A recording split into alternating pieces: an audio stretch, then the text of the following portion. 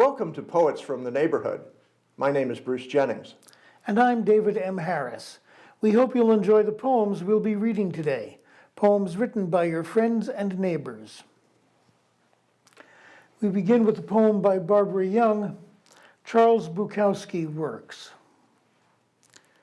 This is the way I saw it. Charles Bukowski is still writing. He's sitting on the floor of his hotel, called the Great Eternal Flophouse. It is both heaven and hell, which may depend on the plumbing of any particular floor. Bukowski's room has a wash basin and closet-sized space with a toilet and tin shower, but no door. That doesn't matter. No one visits.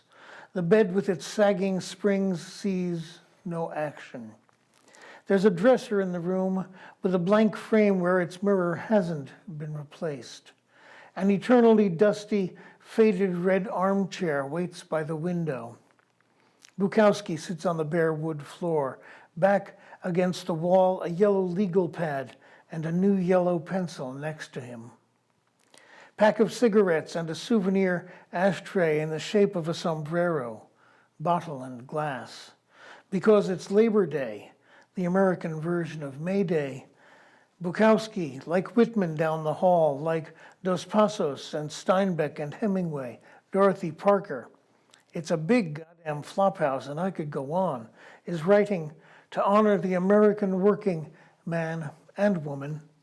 The floor hasn't been mopped in 3 months of Sundays. The housekeeper slipped on a broken step and shattered her right kneecap. Surgeon who fixed it said that the pieces reminded him of a wooden puzzle map of the lower 48 that he used to love when he was a kid. Bukowski's brain is on fire. All the words pertaining to the great American worker are up there like sheep in a pen. To be their shepherd, he thinks, is good work. Divide by Michelle Hendrixson-Miller. Separation, as in the act of dividing, as in that time kayaking down the Duck, when you and I came round a bend to all those rows of empty, white folding chairs.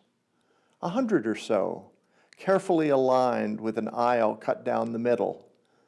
No one there but us, sunlit and magnified, that audience of chairs and that part down the middle, like the river we were on, parting land from land. Another poem by Michelle Hendrixson-Miller, Beginning, Middle, End. Suddenly I don't mind a snake, or this snake here in front of my boat. No thought of me. Her body concentrated, writhing, one long asemic sentence across the tablet of the river. Lovely, in fact. Her skin from this unterrifying view, color of wheat, wet clay, is almost folk art, a pattern of crochet, diamond fused to diamond like the story of all story. Just enough danger in her swivel to still me. Hands rested on oars. My desire to touch, pluck up, forever hold, for once not ruffled, not in the least. I know, I say to her, nothing I can keep. Wanderer by Sally R. Lee. Oh, wanderer, encountering so much, so many leaves on the trees, so many boys diving in the lake, so many grains of wheat, much, much in every direction, such a welter of things crowded onto our world. Should we consider the chemicals, the components that make up the air, metal, peach blossoms, the volume is immense, beyond thought. Possibly, for sanity's sake, you should bring your focus back to the actual visual. Blue jay's feathers, flowing lava, sunlight on shining hair. In the welter of light encircling the globe, wanderer, your visions may be limited compared to the sailing of our world through, around, among, past, space. But you have enough for you to become a visionary, should you be willing. A poem of my own, Buckeye Burl with Inlaid Turquoise. I always use fountain pens, and that means inks and notebooks, good ones that won't feather the lines. Notebooks make easy gifts for a writer. They stack up on a shelf in the back of my office, waiting for the call to service. Pens, though, call me. I try to cycle through them all. New ones first, in test and admiration, each cheap Chinese pen in turn, then selections through the collection. Some nice ones there, Mont Blanc, Conklin, Pelican, Franklin, Christophe, presents from myself and Judy.